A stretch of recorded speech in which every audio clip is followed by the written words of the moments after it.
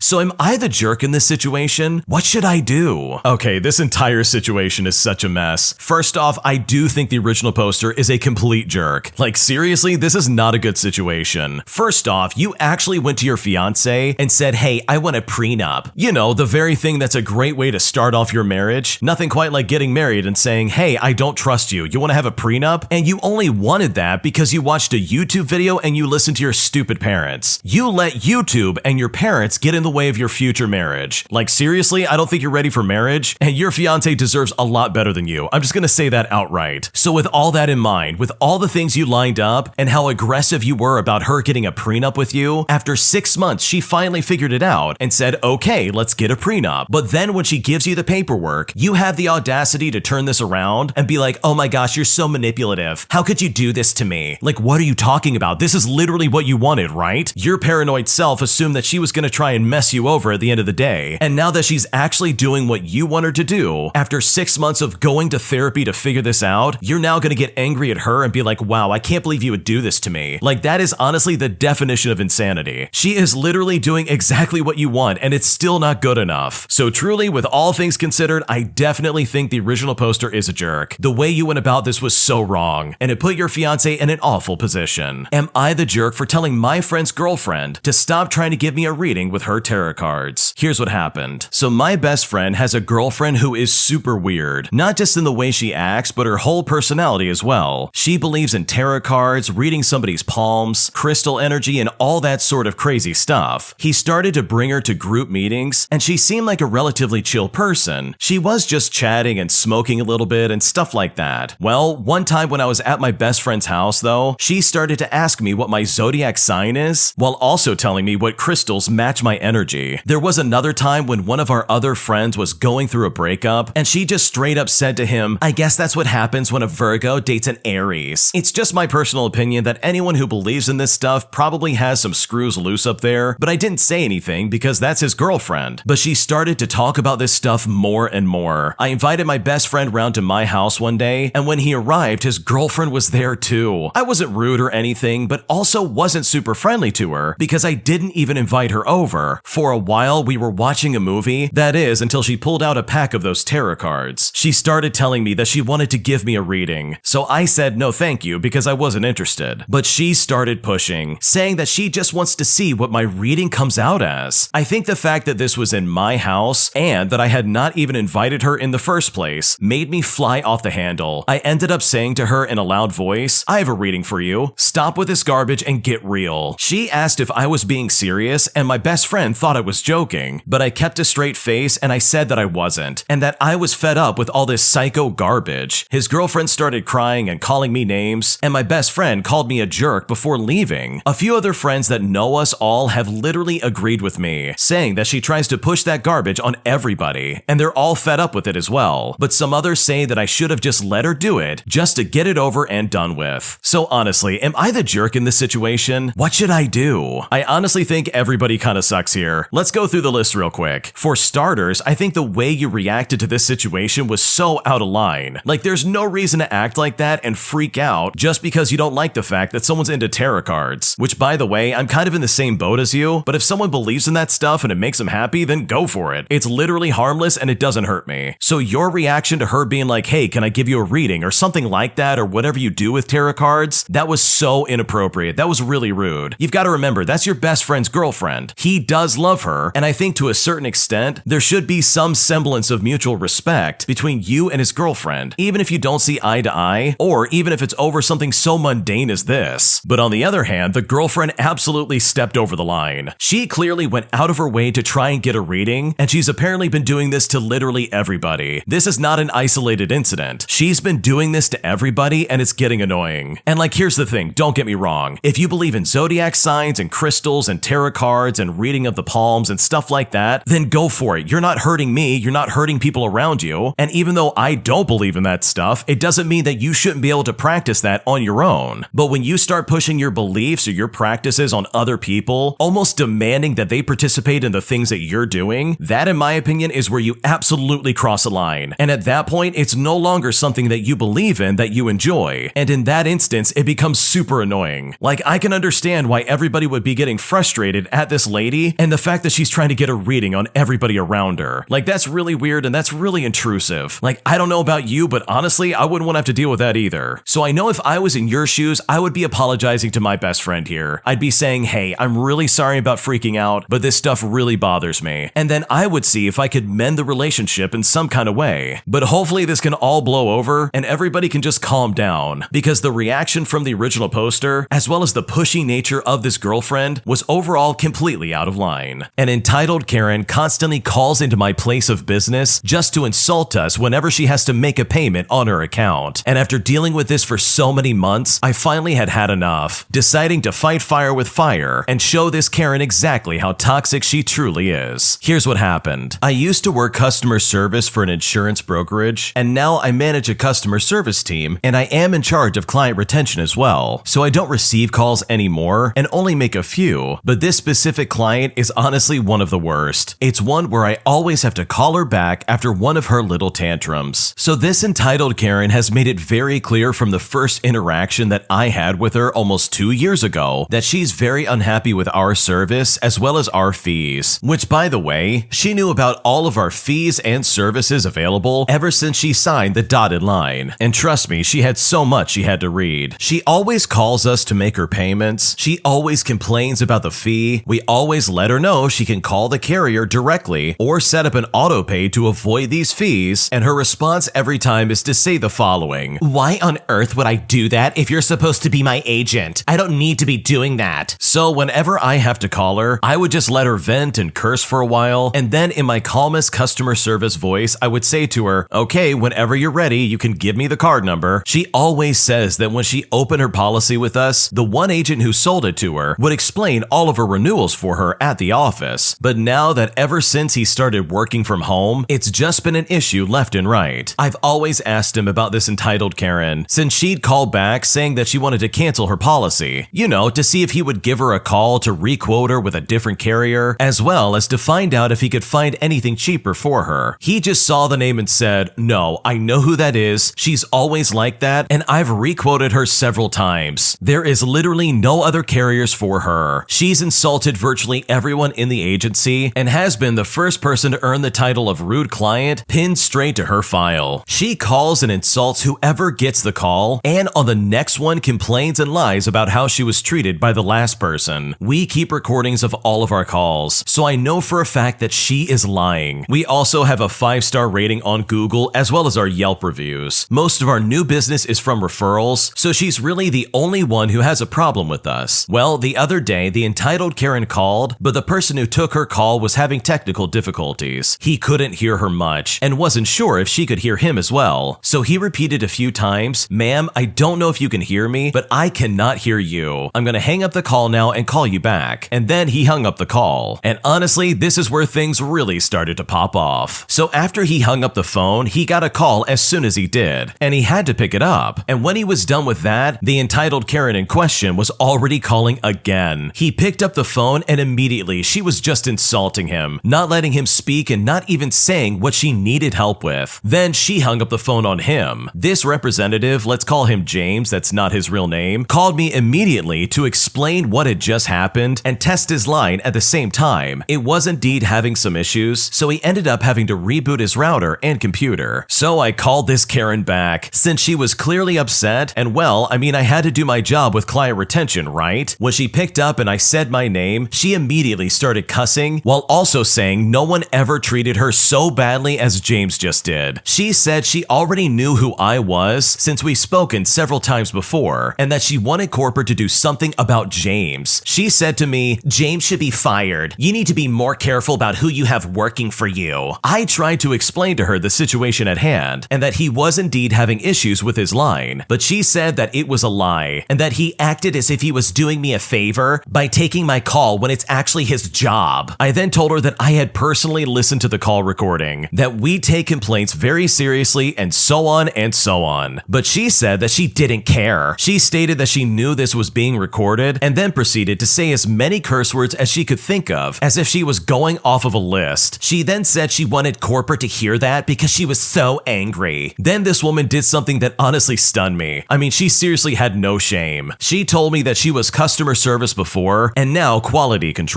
so she could tell when someone was being unprofessional. But I mean, this lady is clearly out of line. Like, I have quite literally gotten emails from her business email insulting me in the process, with her automatic signature set up to say, "Respectfully, Karen, customer relations." Like, how is that professional? To use your company email like that, and the signature with the actual body of the emails is honestly hilarious. These emails that she sent to me, by the way, in the past, I always get them after she makes a payment with us. She complains that we didn't send her the receipts when I can literally see they are attached to the email that we sent her. I just resend them and I say to her, "You can find both the carrier receipt and the service fee receipt attached on the previous email, but I have also attached them here for your convenience." Anyways, after all of this, I spoke with the owner. She listened to my calls and James and said that she'd send Karen an email with the recordings so she can hear herself being so rude. Well, ever since then, we haven't heard back from her in a while, but I'm sure this Karen will come out of hiding and this saga will absolutely continue. That Karen is absolutely obnoxious. Who calls in just to start insulting people instead of setting up, I don't know, autopay of some kind? Like, seriously, she wants to sit there and go through some kind of call center just to make her payment every month for whatever service she has? Like, that lady must be really bored, or she's clearly looking for trouble. This must clearly be her only chance to get out all of her frustrations in life, because this behavior is so unbelievable. So in my opinion, good for the original poster and the way that they handled this. They really did stay calm in the face of an awful storm. And hopefully, for the sake of you and all of your coworkers, you never have to deal with this Karen ever again. If you like Am I the Jerk, you're probably going to love Am I the Genius. Check it out, link down below in the description. Also, go to AmITheJerk.com/submit if you would like to submit your own stories. My entitled bosses treat me like garbage and refuse to pay me after I say that I'm leaving to go to another company. So I decided to get some revenge, and as a result, I make their life a living nightmare even after I left the company. Here's what happened. So I was an in-house lawyer for a multinational company that sold software. I specifically joined this relatively lesser-known company to learn more about compliance. The stock was listed on the stock exchange, meaning more compliance work that needed to be done. And I highlighted this specifically as one of the reasons for my seeking out a change. But I quickly discovered that it was filled with senior citizens when I joined. Basically, it was a company full of old-timers who are there purely because they're close to the company's owners. As part of the onboarding experience, I had to sit through sermons of how they changed the industry and how they know this, that, or the other. This meant I had 3 different bosses. One senior guy who was the fixer, I'll call him senior number 1 for convenience, and no one really knew what he did, but he got a cabin to himself. Another was an ex-senior management guy who got a gig from the owner to negotiate tech contracts. This will be senior guy number 2. I highlight this because this ex-senior management guy actually asked me what an EULA was, and an EULA stands for End User License Agreement. Another guy was my reporting manager, with whom I was expecting to work on a day-to-day basis with, and this is senior guy number 3. So anyways, 1 month after joining, I was told that the company was going private through a sale to another entity, and honestly, I was shocked, but I had loans to pay, so I continued working there. For some reason, I was senior enough for them to handle this independently. This meant that I worked through the night to complete tasks that a law firm would ordinarily do. I also worked on the definitive agreement that was in use for the company to be sold. And trust me, this will be important later on. By the 3rd month, I had decided the role wasn't what was advertised, and I was essentially cheap labor. The buyers were from another city and planned to have their office there. Now, I was not keen on moving, so I basically read between the lines and I started lining up interviews. Well, things went south very quickly. The old-timers were unhappy that I was looking for a job because that would mean they have to answer to the owners, or even worse, they would then have to do the job themselves. And once they started to persecute me a lot more, it really solidified my resolve to leave this company. All of my complaints about senior guy number 1 and 2, all to senior guy number 3, were met with typical management talk. He sympathized and bad-mouthed them for burdening the company that he tolerates only because they are closer to the owner. Senior guy number 2 even started countering ignoring all of my remarks and comments. And these were all drafted up in an email. I mean, even minor agreement points required discussions. But if it was his mistake, then we had a call. However, if senior guy number 2 raised the point, it suddenly made commercial sense. This wasn't my first rodeo, and I really didn't care about proving a point because I want it out as soon as possible. Any pushback or fights are just going to be left on deaf ears. Because from where I am, labor laws are, at best, recommendations unless you're unionized. The only option really is to leave. I was so angry and tired of being pushed over, but I wondered if it was just me angry at the whole situation and finding faults. But I had an opportunity to test my theory. So in one of the contracts that we were drafting, I made some comments and sent them over to senior guy number 2. As expected, he countered with verbal suggestions on the phone, which didn't make any sense, obviously. But however, because he is senior, I had to do the song and dance to explain the points. So I arranged the call, explained to him and documented this on email, attributing each verbal recommendation, as well as the time of the call and the decision suggested by him. Then I sent this back to him for approval. However, this time I also sent that email to my boss, who's senior guy number 3, and asked for his approval on recommendations. Surprisingly, this practice was entirely new to them. Both of them were incredibly angry with me. Senior guy number 2 and 3 were not happy. Senior guy 2 was being questioned for the first time in email, and senior guy number 3 couldn't ignore my email as the head of my department. Unsurprisingly, I got a single line non-answer from senior guy number 3, basically asking me to discuss this with senior guy number 2, followed by a verbally heated instruction to just do what senior guy number 2 wants and not bother him. Now, I was sure that this wasn't going to work for me in the short term or in the long term, so I resigned and gave my notice period of 1 month. Senior guy number 3 was really mad because he thought the notice period was for 3 months and the sale of company was expected to close in 1 to 2 months. And then, as you would expect from any toxic work environment, especially right after you decide to resign, I was treated like absolute garbage for the entire month that I was still there. On the last working day, I walked up to senior guy number 3's cabin and did the courteous communication of simply saying thank you. He basically told me that I'm picking a huge fight and he will make sure that I never get employed in the industry ever again. He also told me that he is not going to pay me my full and final settlement of dues and a relieving letter, which, by the way, from where I'm from in India, that is a huge deal to get for your next job. Employers hold off on these as blackmail for troublesome employees. His tone implied that there is very little I could do because they were all senior guys and they've apparently been there and done that. I mean, I wasn't the first disgruntled employee for him. So I said my goodbyes, I got the IT department to confirm that I had returned the company assets, and I forwarded my personal email. However, I was furious as well at the whole ordeal and had made up my mind not to show this on my resume. And it's honestly right about here that my revenge really started to take place. For starters, once I left, I spoke with my friend and decided to serve a legal notice, detailing the ordeal and all the treatment sent towards me. Ordinarily, the legal notice barely makes a difference as the management is usually thick-skinned about it. However, the legal notice was also sent to the owners, not just the company. This wasn't really required, but I did it anyways. It turns out many directors were absolutely angry at senior guys number 1, 2, and 3, but they decided to remain quiet about it, just trying to wait and sell this company out. My act of involving the owners meant the entire board got involved, including outside directors. This turned into a festival of explanations by all 3 in front of the owners. From what I hear, they all had to personally take leave to meet the owners themselves and explain themselves as naughty children in front of their parents. Needless to say, everyone in the company was talking about that incident. I waited for 1 month to see if the notice had any effect aside from them being chewed out like children. Expectedly, I got no response, but I knew from the grapevine that they now had to spend money on a law firm to reply to me because shareholders were aware of this information. I had made my point by now, but I wanted more. I really didn't want to drag it because I was also looking for jobs and I had loans to pay. However, their template management response basically implied that since I had left without notice, they were evaluating all options, including considering me AWOL. Senior guy number 2 basically said to me that he will not pay me my dues or my relieving letter, and implied that there is very little that I can do about it. So, being the petty person that I am, I made plans to get both. Now, since I had access to the definitive agreement and remembered huge details about it, having worked with law firms through the agreement in detail, I was also aware of who stays and goes, and I made sure to speak to those who were being let go. And because of my involvement, this caused mass resignations in the company, with several deadlines being missed. I also knew the specific approvals that would trigger because of the transaction. So I spoke to the authority who would approve this transaction as a disgruntled employee. The authority made their own inquiries. The owners got spooked, and it was definitely not serious enough to scare them into thinking that the deal won't get approved, but the mere fact that a government authority was calling them meant that they now had to deal with the authority, which also would have never happened if it wasn't for me. Now, as a result, the buyer used this as a low-value bargaining chip, citing bad employee experience and resignation of several key members on key projects. And also, because I was calling around and basically getting the authorities on them, I got my dues and relieving letter all within 48 hours of doing that. The company got gossip for years on how the management was dumb enough to mess with the lawyer, including a sermon from the owners on how we shouldn't upset employees when they are trying to sell the company. Senior guy number 1 and 2 were left red-faced but ended up surviving because of old ties. However, their contracts were not renewed. But honestly, it felt so nice to get revenge and throw these scumbags right under the bus. That is honestly a great way to get back at these people. I mean, after all the work that you did for that company and all the things that you tried to do, despite the fact that these guys were being really lazy and just didn't want to do their job, with all of that in consideration, they seriously were going to be like, oh, we're not going to pay you. Also, we're not going to give you a good letter. See you later. Like, that is messed up. And I know if I was in that situation, I wouldn't know what to do. But thankfully, this original poster is a lawyer. They are not someone you want to mess with. And honestly, these senior guys bit off more than they could chew. Now, the original poster does go on to say that the revenge he got is pretty tame in comparison to what you might read online. But trust me, these guys were sweating. The second you started complaining, all of their sins were brought to light and they had nowhere to hide. That, in my opinion, is the best way to get back at people like this. You hold their feet to the fire and you hit them where it hurts. And that's exactly what you did. You brought all of their horrible treatment and all of their threats right to the light, and you made them explain themselves to the owner and the outside directors. Not to mention the fact that they had to go to the shareholders just to explain why they were acting the way that they were. I can only imagine how embarrassed they probably were, and honestly, with all things considered, they completely deserved it. Like, they were not going to pay you for your time at that company. They were also not going to give you a good letter moving forward to your new company. That is such a scumbag thing to do, and people like that absolutely should be put in their place. So you know what? Good for you for getting that kind of revenge. These guys absolutely had it coming, and I really think that if you decided to stay quiet, then they would probably never get punished for the things that they did. Am I the jerk for lending money to a friend all without asking my wife first? Here's what happened. Okay, so we've been married for 5 years and we have a son who's 4 years old and a daughter who's 2 years old. We currently live in a very nice place. I bought this house from my uncle before we started dating, and my parents paid for most of it. We are close to virtually everything important, like 2 multi-specialist hospitals and schools, some colleges, malls, theaters, and subways, which are literally a maximum of 15 minutes away from our house. So as you can see from my description, we don't need a new house. But my wife thinks the problem is that there are too many old people here. My wife told me that she feels old here because there are so many old people living around us. Most of the people here are rich 40 to 50-year-old couples who have retired to find some peace. For reference, I'm 33 years old and my wife is 29. Now, I don't mind because when I first shifted here, our neighbors literally treated me like their son. So I really don't want to leave this place. 2 years after our marriage, my wife insisted I buy a new house. Now, I refused because her idea was to sell this house and buy a new one. But I told her that I wasn't going to sell this place at any cost. She must have seen how firm I was and didn't want to bring up the subject again. But after our daughter was born, she said we should at least save some money for the future, with her primary idea being that we would move to the center of the city. And it's right then that I realized that she didn't move on from wanting a new house. But it's not bad to save money, so I agreed. Now, it is worth noting to her that we both work, but my salary is a little more than double hers, so I made major contributions to that savings. Anyways, a couple of days ago, my friend asked me for some money. I didn't have that much on me, so I lent him from our savings. I then told my wife as soon as I got home, and she got so angry and asked me why I lent him money from the savings. I told her the reason, but she was still so angry. She said to me, "How can I trust someone blindly if he doesn't return the money?" I said that I knew him way longer than her. I mean, we literally went to school together, and his entire family, even his cousins, knew me as well. She then said to me, well, why didn't you ask me first? I said that it wouldn't have made a difference because I contributed the most and we are not in need of a new house immediately, so I would have lent him the money either way. She then started crying and went into our room, and now she has not talked to me since. Now, I know I might have said some rude things, but honestly, I need to know, am I the jerk for lending out money from our savings to my friend all without asking my wife? What should I do? Yeah, that's a really messed up thing to do. First and foremost, I absolutely think that you are the jerk in this situation. You took money that belongs to both you and your wife, and you gave it to your friend under the assumption that he would pay you back. You literally took money away from your wife and any hope of her finding another place to live. And here's the thing, your wife's opinion absolutely matters. If she doesn't want to live there, then maybe you should try and get off your high horse and try and see where she's coming from here. Like, she's clearly unhappy, and that money meant a lot to her in terms of, I don't know, saving up to get another house. But also beyond all of that, beyond her not wanting to live where she's at or anything like that, honestly, the fact that you did this without talking to her is so toxic. There is no good excuse for this. That is money that's meant for the both of you, and in my opinion, you absolutely should have talked to her first. Like, seriously, think about it. How would you feel if she took all of that money and decided to send it off to somebody else that you didn't know? Like, I'm pretty sure you would be angry and questioning pretty much everything going on. So I really don't think you should be surprised why your wife is getting upset about this. So yes, I think you're the jerk here and you really need to make this right. Either set up some kind of like high payment plan with this friend, or try and go back on this deal and be like, sorry, I need the money back. Because making this decision with that money without talking to her first is honestly really toxic, and there's no excuse for the way you acted. An entitled brat gets me in trouble with corporate at the store I work with, all because I said PlayStation is better than Nintendo, and I'm honestly blown away that I got written up in the first place for a childish argument such as this. Here's what happened. So back in 2007, I was 23 at the time, and I worked for a large video game chain. Now this was shortly after the Nintendo Wii came out, and we were always sold out of the product. Every single morning, we would have a line of customers that would wait around for our daily deliveries to see if we had any new Wiis coming in. So one evening, I was working a fairly slow shift, and these two kids came in and started chatting with my coworker and I. Both of them were probably about 14 years old and came around pretty frequently. One of the kids started talking about how great and wonderful the Nintendo Wii was. He started asking for my opinion, and I simply told him that it was a good console, but that I was not a fan of the idea of motion controls and didn't want to get one for myself. I then went on to say that I was more of a fan of PlayStation myself. He then started to lose his mind over this. Well, I should say that he pretended to lose his mind over this. I mean, come on, you could tell he wasn't really upset that I didn't like the Wii and that he just wanted to mess around with me. He started to demand that I say the Wii was the greatest and that there was no other better console. To be honest, it was getting a bit much, so I just stood my ground and continued to say that the Wii was not something that I liked. Now, at this point, the kid actually started getting really frustrated because I would not say what he wanted me to say. And at this point, I think he was starting to get upset for real this time instead of just messing with me from before. He then pulled out the manager card. He told me that he knew the district manager and that if I did not say that the Wii was the best console out there, that he would then report me to the district manager. Now, anyone that works in retail has probably heard that line before, so I just brushed it off and kept my position. The kid and his friend eventually stomped off, and I thought that was the end of it, but boy was I wrong. I come to find out that this kid actually did know the district manager. He ended up going to the district manager and came up with some lie about how I was extremely rude and an overall jerk to him specifically. Well, as a result, the district manager immediately wrote me up about it. She did not talk to my store manager or my coworker who was there that night before putting in the paperwork. After writing me up, the district manager called my store manager to go over the write-up. Needless to say, my store manager was shocked. She immediately defended me, saying that there is no way that I would treat a customer that way. The district manager at this point realizes that she may have been a little rash in her decision to write me up and asked the store manager to investigate the event. So my coworker and I arrived that afternoon and sat down with the store manager themselves. She tells me that I've been written up because I was so rude to some kid earlier in the week. I tell her my side of the story, and my coworker tells her what he saw as well. My store manager went back to the district manager, told my side of the story, as well as my coworker's version. The district manager ended up going back to the kid and finally figured out that he had lied to her. The next time that I had to work, I got a face-to-face visit from the district manager. She starts apologizing to me for writing me up without even looking into the event in question, but she told me that she cannot undo the write-up, that once the paperwork goes through, that it cannot be undone. I always wondered if she could have reversed the write-up, but said that she couldn't in order to save her own skin. As for the kid, he was forced to give me an apology. The store manager then gave me the option on whether he would be banned from the store or not. I was even given the option to permanently ban him, but I didn't want him bitter over a stupid mistake. I ended up making the ban for something like 3 months or something along those lines. I never did see that kid after he got banned, even after the ban had lifted, and I kinda wonder if he was too embarrassed to show up while I worked there. But you know what? Nowadays, I actually prefer Nintendo over PlayStation, but I am still not a big fan of the Nintendo Wii. Wow, I can't believe someone tried to get you in trouble, all because you said, no, I don't like Nintendo, and I prefer PlayStation overall. Like seriously, imagine going to work and getting written up by the district manager, all because you express your opinion, and then this stupid brat gets you in trouble by making up some awful lie about the way you treated them. Like you didn't treat them like garbage. In fact, you didn't even do anything at all. All you did was refuse to say exactly what that kid wanted you to say, and that clearly angered him enough so that he would try and get the district manager on you. And honestly, I think you could have gone above the district manager if you really wanted that paperwork reversed. I'm pretty sure that they were just being super lazy about it, and they didn't want to admit their mess up to corporate, who absolutely would have dropped the hammer on them specifically. And when it comes to that kid getting banned, honestly, if I was in your shoes, I probably would have been a bit more severe than a 3-month ban. This kid probably thought he could do whatever he wanted at these stores, all because he knew the district manager. He knew that he always had that option in his back pocket so that any awful behavior he would exhibit at these stores could then be excused by throwing out the name of the district manager, as if that's going to protect them from getting some kind of punishment. So honestly, good for you for banning that kid for 3 months. That little brat was completely out of line, and he absolutely had it coming. If you like Am I the Jerk, you're probably going to love Am I the Genius. Check it out, link down below in the description. Also, go to amithejerk.com/submit if you would like to submit your own stories. Am I the jerk for supposedly publicly shaming my sister-in-law after she makes a big deal about how awful she looked at my wedding? Here's what happened. So I got married to my husband this past July. Our wedding theme was fairy court. We only invited close family and friends and requested that they wear jewelry-toned dresses and suit jackets. The wedding was in a sort of a forest. We also took photos with everyone, not just the wedding party itself, which only consisted of a best man and a maid of honor. Well, my sister-in-law, who's in her mid-20s, shows up in a blush pink dress and her boyfriend in a cream suit jacket. She thought that this would make her pop, I guess. I mean, she is an attention seeker, by testimony of everyone except for her mom. But honestly, the joke was on her. My dress was gold and shimmery, and my husband was in an emerald green jacket. Also, I was wearing a full-on crown, so there was no mistaking who the bride was. When the photographer asked me if she should Photoshop them a bit, just to make them blend in more, since we went with a dramatic photo style that emphasized the deep jewelry tones and the darkness of the forest, I ended up telling her not to bother. Just make them look nice, but don't change the colors or anything like that. Well, I received the photos 4 days ago, and I posted them on Instagram, with most of them ending up on Facebook, since most of our older relatives still use it exclusively. And honestly, my sister-in-law and her boyfriend looked completely out of place, and they were almost washed out entirely. Well, she then had the nerve to comment on my post, and it was very passive-aggressive, something along the lines of washing her out to make herself stand out more. But I responded by saying that she washed herself out by literally ignoring the wedding themes. She then eventually deleted her comment. But then we met last night at my in-laws, and it was an accident, not planned or anything like that. She said pretty much the same thing, so I repeated that she was washed out because the photo style that we chose emphasized deep colors. That's why we asked people to wear what they wore. Things escalated from there, and it ended up with me telling her that she looked like absolute garbage in our photos, and that she was just a jealous little woman who thought she could upstage me with a $30 dress the color of diluted Pepto-Bismol. She then started crying and eventually left. Now my mother-in-law says that I owe my sister-in-law an apology for publicly shaming her, as well as insulting her for her looks. So honestly, am I the jerk in this situation? What should I do? Honestly, I don't think you're the jerk at all. For starters, I think it's pretty obvious to anybody who listened to the story that you did not insult her on her looks. You only said the color of her dress was out of place, and that literally is her own problem. Also, everybody else could show up with the dress code in mind, so why could your sister-in-law not do the same? Like seriously, that's so irresponsible and that's so weird. She was clearly trying to stand out and upstage you at your wedding. That's such a stupid thing to do, and honestly, I would be really upset as well if that happened to me. So no, I don't think you're the jerk here. It really seems like your sister-in-law was trying to start a fight or somehow shame you for the way that they dressed at your wedding, when honestly, with all things considered, the way she looked at your wedding is completely her fault. My husband is absolutely convinced that I have been cheating on him, but despite the fact that I keep telling him that no, I haven't cheated on him and I never would, he is still convinced that I'm going behind his back. And now he's given me an ultimatum. I can either confess to cheating on him or he's going to leave me entirely. And now I honestly don't know what to do. So I first want to say that this is such a wild situation. I don't even know how to explain it without sounding crazy. My husband and I have been married for 5 years and we don't have any children. There are several issues in the relationship, but they are way too in-depth to get into in this post. My husband has always exhibited some degree of paranoia, but not just about cheating as suggested in the title. However, it has been related to a fear or like this paranoia about cheating on multiple occasions. The other night, my husband got drunk and started telling me that the only possible way to fix our relationship is if I admit that I've done something. He says he knows something is going on, and if I don't tell him what it is, he is going to leave me. He said that he's let me convince him in the past, but that he won't be convinced this time that nothing has happened. It's also very important to note here that obviously I have not cheated or kept anything from him. And I said this to him multiple times. Numerous times when I said that, he would smirk as if he caught me in a lie and say that he can see it and that there's no point in hiding it. We had this back and forth for about an hour, and he kept telling me how good I am at lying and convincing him that I'm not cheating. He kept saying things like, just admit it, as well as also saying, we have no chance of being okay if you don't tell me that you're cheating. Now, I told him I had no idea what to do and that I felt backed into a corner since he was basically telling me I had to lie to him and tell him that I did something that I didn't, or else he was gonna leave me. It was very scary and very miserable. I mean, he was relentless. I said I didn't know what to say, but he just said, yes, you do. And I said, well, you're just completely wrong. I haven't done anything and I have not hid anything from you. He admitted that he had no proof, but he said that it's the truth that I did something. He then said to me, if I've ever been right about anything to do with anybody in any type of relationship that I've ever had with another person, then trust me, I'm right about this one. He also told me that I'm breaking his heart, and if I don't admit it, it's my fault that he'll never be able to trust anyone ever again. I'm completely freaked out and utterly devastated. I can't convince him, even though I can account for everywhere I've been. I mean, I have a very tight schedule that involved me being around other people who could clearly vouch for where I've been and when I've been there. Even if I could, I feel like the way he was talking to me and the hour-long accusations might have changed the way I feel about him. The next day, I told him that even if he does manage to be convinced, I don't know if I will ever get over that conversation and about how he so clearly thinks and feels about me. He still doesn't believe me, but said he'd try to, even though that's what he's done in the past. But trust me, it's never been quite this bad before. Now, given that this topic came up again, I'm fairly certain that even if he tries to believe me, it will only happen again eventually. Ever since that incident, he has hardly been speaking to me, and I honestly don't feel good about it at all. I mean, should I try to keep talking to him? Is there some kind of way for me to get over how badly I feel towards him right now? I honestly feel so crazy, and I now don't know what to do. Wow, what a crazy situation to be in. And I don't say that this sounds crazy in like the hypothetical sense. Like seriously, your husband sounds insane. Like look at his behavior. This guy is utterly convinced that you are cheating on him without having any kind of evidence or anything going on to prove that you are cheating with him. Like he legitimately does not sound well mentally, and in my opinion, this is a massive red flag. Because here's the thing, even if you did lie and say, okay, I cheated on you, whatever, he is then just gonna hold that over your head and try and treat you like garbage for the rest of your life, even if you do decide to stay with him or not. Like this guy seriously sounds like there's something going on in his brain, and that is not something I would take lightly in the slightest. I know if I was in your shoes, there's no way on earth I would put up with this for a single second. Like I am not about to put up with somebody treating me like that. There's no way that's gonna happen. The other possibility is maybe he's the one that's actually doing the cheating. Sometimes from like personal experience from like family members in my own life, it really seems like when the other person is like, oh, you're the one that's cheating, they are clearly just projecting because in reality, they're the one that's cheating. And it's honestly such an awful thing to do, and there's no good reason to treat someone like that. So you know what? I don't blame you for being upset. The way he's acting is incredibly insane. And I know if I was in your shoes, I would be very slow to forgive him as well, because he accused you of something absolutely awful, and there is no good excuse for the way he's treating you. Would I be the jerk if I didn't sign my coworker's farewell card after she treated me like garbage right before I was about to clock out? Here's what happened. So I started a new job a month and a half ago. I am still learning a lot as I'm working with completely new systems and protocols. My shift is from 8 in the morning until 4 in the afternoon, with half an hour of unpaid lunch Monday through Friday. My coworker, we'll call her Louise, that's not her real name, works part-time herself, but on days that she's here, we're scheduled to finish at the same time. I usually start to get ready to leave 3 minutes before 4, which includes clearing my desk for tomorrow, logging out of my computer, and collecting my things, all before leaving at 4. Today, I was a few seconds early and was ready to go when Louise stops me. She says to me, "You're leaving early. You're paid to work until 4, but you're always packing up 3 to 4 minutes beforehand. It's as if you hate being here." This took me by surprise, and I thought she was joking because all day I hear her complain about everything, whether it's significant or not. And maybe this was some kind of sarcasm, but she seemed genuinely annoyed with me. I'm not very confrontational, especially when I'm new and I'd rather just not get in trouble so early. So I said to her, "That's not the case at all. I just want to leave on time because if I'm a minute late, I miss the bus and it would make my trip even longer back home." She says to me, "That's your reason? I'm a temporary staff member, but I still work overtime even though I'm not paid. But you are just itching to go. It's really telling of how much you actually like it here." I kind of just stood there waiting for if there was any more she wanted to say, and then she said the following, "But I don't care. I'm leaving next week, so do whatever you want." And then she just carries on passive-aggressively. I ended up just leaving right after that, but this really upset me because I'm trying my best despite not being familiar with anything. I mean, I already feel like an outsider because of others' treatments, and she herself would only ever talk to me if I made a mistake that she wanted to point out or just making me aware of work that I already knew about. If she had the time to notice when I left, I would have also hoped that she would notice that I work throughout lunches, and sometimes I'm not eating at all just to make sure that my work for the day is done and to cut me some slack. I mean, she takes what, 5 to 10 minutes to leisurely walk around, which has nothing to do with her work, all just to make tea multiple times, which clearly takes time away from her actually doing her job. I mean, I didn't bring that up to her because honestly, who cares? And on top of that, she's leaving the company. I honestly want nothing to do with her anymore. I mean, maybe I'll say hello or goodbye, considering the fact that she would go around telling people how rude I am, especially if I decide to just ignore her. But eventually, because she's leaving, a farewell card is being passed around to give to her on the last day. And since we work in the same office, I'm expected to sign and write a nice note. But honestly, after my last interaction, nothing nice seems to come to mind. So would I be the jerk if I didn't sign her leaving card after that? What should I do? Wow, your coworker sounds like a piece of work. She's clearly just a disgruntled employee who is obviously trying to look for faults in others when she's the one doing the exact thing she's complaining about. I can't stand working with people like that, and honestly, it is a blessing in disguise that she is leaving. She's not going to have any sway over how you're perceived in the office, and you won't have to deal with her horrible attitude ever again, which is really nice. But you know what? In my opinion, I think you really should sign that card regardless. Here's the thing, corporate America is all about playing the game. You need to pretend like you're friends with everybody else just to get by. It's an unfortunate thing that you sign up for in any kind of corporate setting, and I really think you should play that game just to try and get ahead. And no, you don't need to mean it. You could write something simple and just leave it at that, even if it's just a complete lie. You could even simply say, "Best of luck to you," and then put your name at the bottom of it. Like honestly, it doesn't have to be complicated, but I do think it's a good idea to play the game of the corporate office. It's also important to know that you won't be working with these people for the rest of your life. Like there's a high likelihood you will switch jobs, and you very well could end up in the same office as this Louise lady. And sure, you had a negative interaction in the hallway because she's being a busybody, but you know what? At least you signed her card and wished her well on the way out the door. You could be really nasty about it, but honestly, that's not going to serve you well. She is leaving after all, and you have all your coworkers and bosses to report to who are going to be watching your every move. So I don't think you would be the jerk for not signing the card. Instead, I think this would be very detrimental to your career for choosing not to do it, because at the end of the day, you're the new person at this job, and it really would be in your best interest to start off with a good impression. Am I the jerk for not allowing my husband to take our daughter out of state to visit his parents? Here's what happened. So to start things off, my husband and I have 4 kids together. We have a 5-year-old, a 3-year-old, a 2-year-old, and a 1-year-old. In total, there's 1 girl and 3 boys, with the girl being the oldest. My husband has been determined on taking our daughter out of our resident state of New York to visit his parents in Arkansas chainsaw. I am wholeheartedly against the idea and have conveyed that repeatedly. My husband says I'm being selfish by not letting him take our daughter to his parents. I have let him and her travel to various other states, but I do not feel comfortable with her going to my in-laws, and I have put my foot down and said no. Now, for some context, my mother-in-law is just awful. She despises me. She has always said that she wished her son married somebody else. She has accidentally texted the family group chat talking garbage about me when that was meant for other members of her family. She also insinuated that I was having an affair with her husband, and this was supposedly because I went out of my way to help him get medical care for his Alzheimer's. She has repeatedly crossed boundaries that I've set for our children, such as no posting them on social media, no mouth kissing or sharing of food or drinks, especially when you have a cold sore. I mean, come on, that should be obvious. And my mother-in-law is not nice to any of my children. Having been in my house for 2 weeks just 3 months ago, not once did she hold either of my youngest children and repeatedly told my oldest kid to go away. Not to mention my mother-in-law is a depressing individual who talks about the death of her loved ones repeatedly. As she held my firstborn baby for the first time, she started sobbing and talked about how she had a stillborn that looked exactly like my baby. Lastly, this woman drinks about 2 bottles of wine a night all alone, and this is every single night. My father-in-law, on the other hand, is amazing. He used to be very loving to our children and would spend the entire summer with us before his illness took over. Now he is nonverbal and very short-tempered. He spanked our 3-year-old during their last visit to our house. And trust me when I say this, we are a very non-spanking household. I grabbed my kids and took them into another room. Obviously, my kid isn't traumatized, but it made me extremely uncomfortable, and I felt like I had to constantly watch my kids when he was around. My husband told me to let it go, since his dad doesn't really understand much at this point. While my boundaries are repeatedly crossed, my husband doesn't necessarily agree. He is much more relaxed and lets many things slide. Needless to say, I don't feel comfortable having my 5-year-old daughter in their home for many reasons. I've told my husband he's welcome to go visit them alone, but I don't want our daughter going with him. He says the visit isn't centered around his parents, that he wants to go show her where he grew up, to which I responded that if that's the case, then we can all go as a family and you can show all of us at the same time. But he said no, because there's always drama with you and my parents. So am I the jerk in this situation? What should I do? You are not the jerk. Your husband and your mother-in-law are absolutely the jerks. First of all, the fact that your husband's not supporting you in this decision is honestly disgusting. He really needs to pull his head out of you-know-where and realize that his parents are toxic. Sure, his dad doesn't necessarily know what's going on, and he is very much out of the loop when it comes to understanding his surroundings. I mean, Alzheimer's is a horrible disease, and I don't blame you for feeling some kind of sympathy, but his mother absolutely knows better. Her behavior is disgusting, and I don't blame you for saying, no, you're not taking my kid with you. So seriously, you are not the jerk in this situation. Your husband is being an absolute jerk, and the fact that he's not putting his foot down and defending you more honestly speaks volumes about his character. Thanks for watching. Subscribe down below if you haven't already, and also please subscribe to Am I the Genius? I think you're gonna love what they're making over there. It's a great channel, and you should definitely check it out. Everything will be linked down below in the description. Thanks for watching. We'll see you in the next one.